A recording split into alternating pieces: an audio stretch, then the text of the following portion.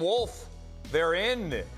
I mean, after that disastrous performance with really half their roster gone with COVID on Monday night against the Dolphins, after playing now 4 different quarterbacks, after having Sean Payton get COVID again, I mean, how have they hung on through all this?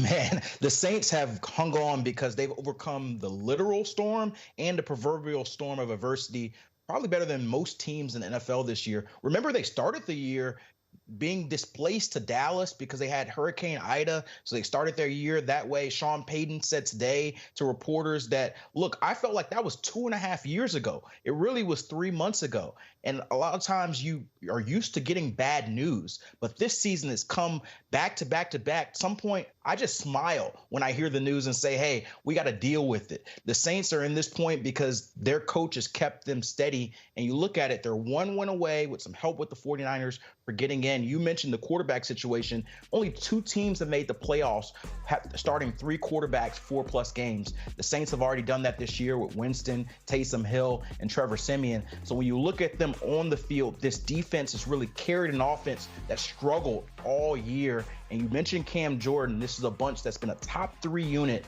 over the last 4 weeks, playing really, really good ball. Remember, they shut out Tom Brady a few weeks ago. This is a team that a lot of offensive coordinators come playoff time probably don't want to see on the defensive side of the ball. So while a lot of people haven't thought a lot about the Saints, you better watch out. If the 49ers lose, the Saints win. If they get in the playoffs, what that defense can do to another team on the road. This week, they're facing a team that has been eliminated. The Falcons are out for the 4th consecutive year. What are the Saints getting ready for from an Atlanta perspective?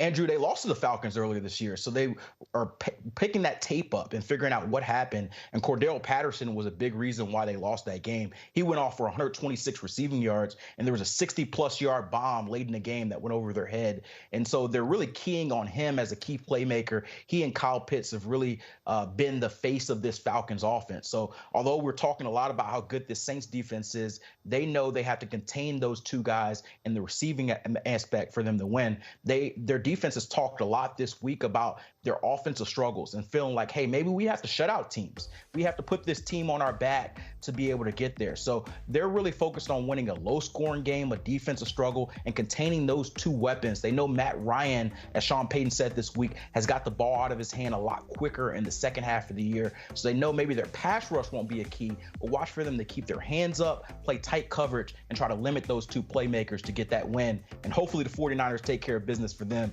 so they can get in the playoffs. There will be some scoreboard watching. I love what Calais Campbell on the Ravens said today. Hey, are you going to be scoreboard watching? Yeah, I'm going to be scoreboard watching.